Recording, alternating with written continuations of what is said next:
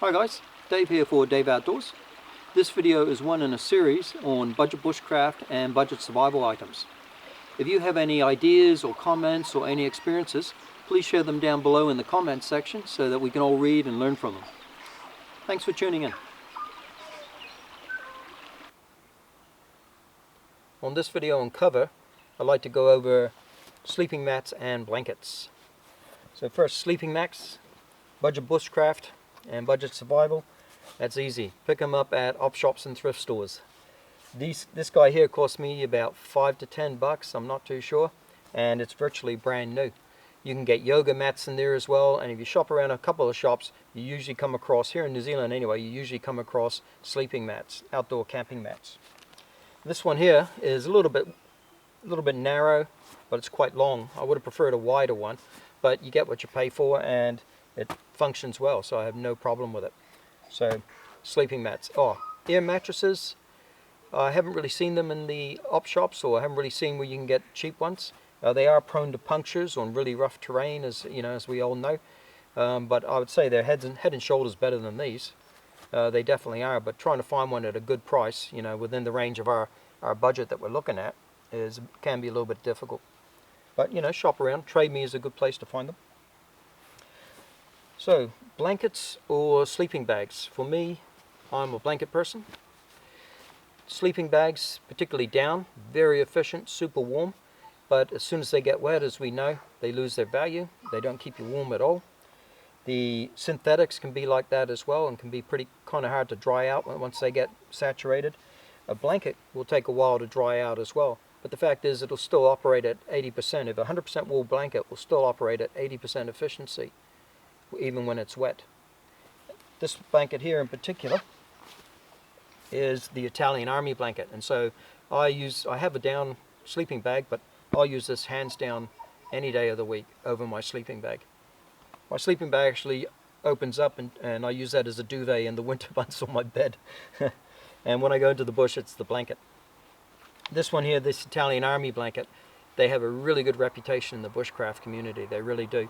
I've heard it said that it's 80% wool and 20% fibers, and I've also heard it said that it's 100% wool, and I'm not too sure which it is. All I know is that it works really well and it keeps me warm. It's very strong, very robust, so I think as an all-round blanket, if you can find one of these are good to get. I bought this $50 a number of years ago, and they're probably maybe even up to 100 now, because I think they're a little bit harder to get hold of. And they're, they have a very good reputation, so the value's probably gone up on them as well. I'll go through the qualities of this, and this might help with qualities that things that you can look for in other blankets to find a comparable one. So this is about 2.3 kilos, and it's 2 meters long by 1.6 meters wide. So I'm 1.7 tall, 5'7", so easily I'll fit in here, no problem at all. It's a very tight weave, so it's very, very strong, very close weave, which means you can also use it as an emergency shelter if you need to.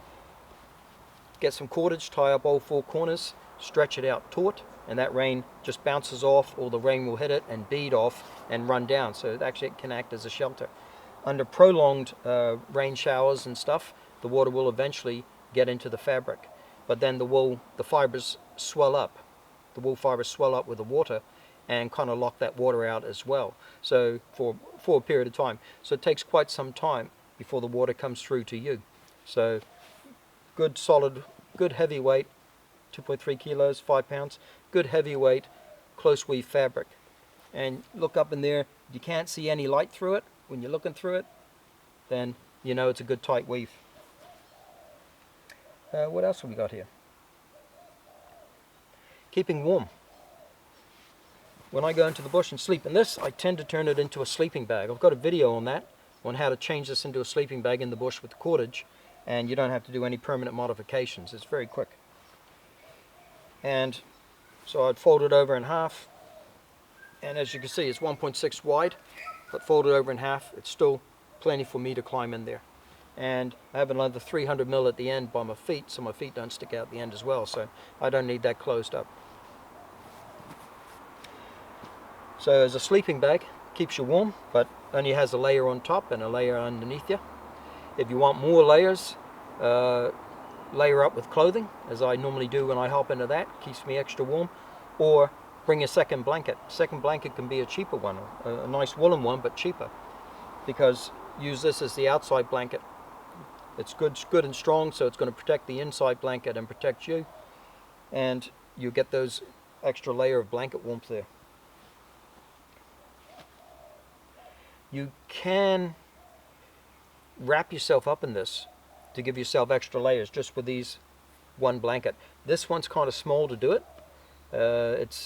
You probably want those queen size blankets to do it effectively.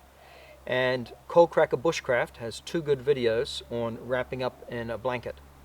He calls it burrito style, and there's a few people show those techniques, but he does it, he explains it quite well. And then his second video explains how to get over one of the problems of wrapping up in it. So yes, you can wrap up in it burrito style. I've tried it, and you just wrap certain layers over you in a certain sort of sequence. But the thing is, it's very effective if you don't move, and I don't know anybody who doesn't move when they sleep. When you start moving and rolling around and just turning on your side, then the layers start opening up and they start loosening up, and then you know, I ended up spending a lot of the night trying to tuck it all back together again. It was much easier if I just turned it into a sleeping bag and then slipped into it and used the extra layers of clothing for warmth. So Cold Cracker Bushcraft, check out his second video as well, because he shows you how to overcome that layering or the layers opening up. He uses a couple of blanket pins and shows you how to do it. It's quite good, quite good.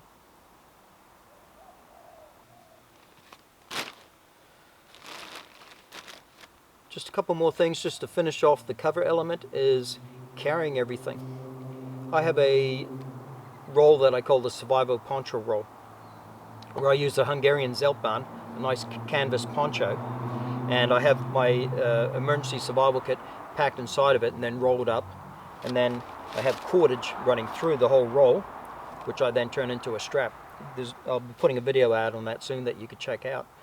In order to do that with my survival poncho roll, it requires the same elements as what we can do here with our normal bushcraft or survival kit. Just need a rubbish bag. These Great Garden ones are good, the ones with the green stripe and the black writing on them. Heaps of literage in them, they're very large, and it's pretty solid plastic.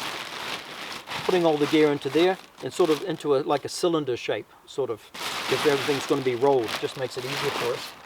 I'll give you a demonstration. This is just a brief demo. It's not exactly how I would do it, but just so that I can get it done. Because I'm losing light fast and I think it's going to rain on me again.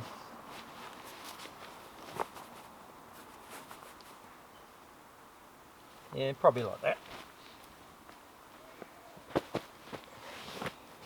Again, this is not a step-by-step process on how to do it. This is just basically giving you an idea of how it can be done. I can have my blanket as my carrier or as my pack, or I can have my tarpaulin as my pack as well. I have all my gear there, cooking gear, spare water bottle, everything I need, extra clothing, just inside of there. That's going to ensure that that stays nice and dry. The cordage, this is hemp cordage I believe it is, or it's like a very heavy jute twine, but I would not use this as my strap, as my carrying strap. It'd be like having a carrying strap made out of sandpaper. It's hideous. It's about 3 meters long.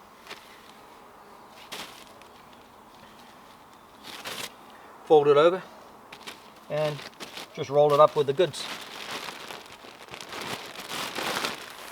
Considering this will be larger actually because I have more stuff in there. But you can see the importance of having that cylinder shape. Roll that up like that. Make a fold there, bring that back. Boom. Couple Canadian jam knots. Come into view there. Couple of Canadian jam knots around there. There. 3 is ideal, 2 is fine. You put this guy over here and you just tie a thumb knot. And there it is. That's a strap, so you can not tied up of course. That's a strap so you can carry it over your shoulder. Also you tie it up a bit further, make it smaller. You got 2 straps there, and you just hang it over your back like a backpack. So as you can see, you can do incorporate your mat into it, things like that. So that's how you can carry all your gear without purchasing a pack if you wanted to. And I do kind of like that sort of system. It's very old. I mean, they've been doing it, you know, since yonks, ever since people have been traveling in the bush. That's how they've been carrying the gear, and it still works, so it's very effective. Yeah, I just thought I'd tag that onto the end there, so show it can be done. Cool guys, thanks for watching.